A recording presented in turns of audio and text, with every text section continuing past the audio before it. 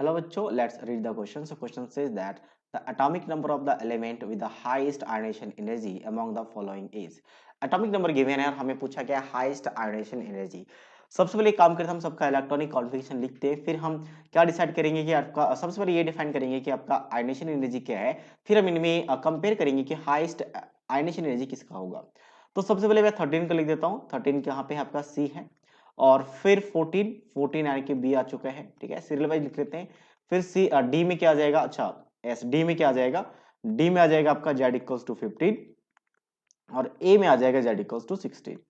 तो electronic configuration लिखा जाए तो कैसे लिखा जाएगा, 1s से स्टार्ट होगा, 1s2 and then 2s2 2p6 2p6 कितने 13 है तो यहाँ तक कितने 10 हो चुके हैं, तो 3s2 एंड 3p1 हो जाएगा। इसकी बात करें यहाँ तक सेम रहेगा 3s2 और फिर आ जाएगा 3p2, फिर क्या आ जाएगा 3s2 एंड 3p3 और फिर क्या आ जाएगा 3s2 एंड 3p4, बाकी रिमेनिंग सेम रहेगा। अब आयनाइजेशन एनर्जी होता है कि किसी भी एटम से आउटरमोस्ट से इलेक्ट्रॉन निकालने के लिए एनर्जी देना पड़ता है यहाँ पे। तो एनर्जी देके इलेक्ट्रॉन को निकालने के इन्फिनिटी में लेके जाने में जितना एनर्जी देना पड़ता है, that energy is known as ionisation energy. Definition बोला जाए तो energy required to remove the electron from the outermost shell to the infinity is known as ionisation energy.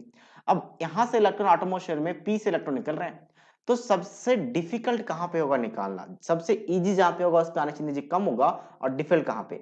अगर मैं बात करूं ये पीरियोडिक टेबल में पूरा एक थर्ड पीरियड्स के एलिमेंट्स और थर्ड पीरियड्स में जब लेफ्ट टू राइट जाते हैं, तो लेफ्ट टू राइट जाने पे क्या होता है, आपका लेफ्ट टू राइट जाने पे साइज डिक्रीज करता है, और साइज डिक्रीज करेगा तो ऑब्वियसली जब आपका साइज छोटा होगा तो न्यूक्लियस का फोर्स ऑफ अट्रैक्शन ज्यादा रहेगा, इसलिए आयनाइजेशन एनर्जी इंक्रीज करेगी।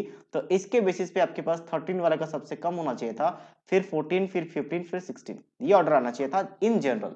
बट यहाँ पे एक और कंडीशंस है, जो आपका 3p3 है, या हाफ फिल्ड है, और हाफ फिल्ड होने की वजह से ये स्टेबल कॉन्फ़िगरेशन एक्वायर कर रहे हैं, तो इसलिए यहां से इलेक्ट्रॉन निकालना डिफिकल्ट है as compare to 3p4। 3p4 से इजी हो जाएगा। 3p4 में क्या आपका पार्शियली फिल्ड है, और 3p4 में एक इलेक्ट्रॉन निकल भी जाए तो हाफ फील्ड गेन कर लेगा, तो थोड़ा इजी रहेगा एज कंपेयर टू 3p3, और इसीलिए ये वाला कॉन्फ़िगरेशन यहाँ पे जो आपके पास ऑर्डर है थोड़ा सा चेंज हो जाता है। तो 13 के बाद आ जाएगा 14, 14 के बाद 16 आ जाएगा और फिर 15 आएगा। तो हाईएस्ट किसका रहेगा 15, एटॉमिक नंबर जिसका 15 है उसका क्या रहेगा आपके पास आयनाइजेशन एनर्जी सबसे maximum, that is option D. So option D is the right answer of this question. So I hope you understood it well. All the best.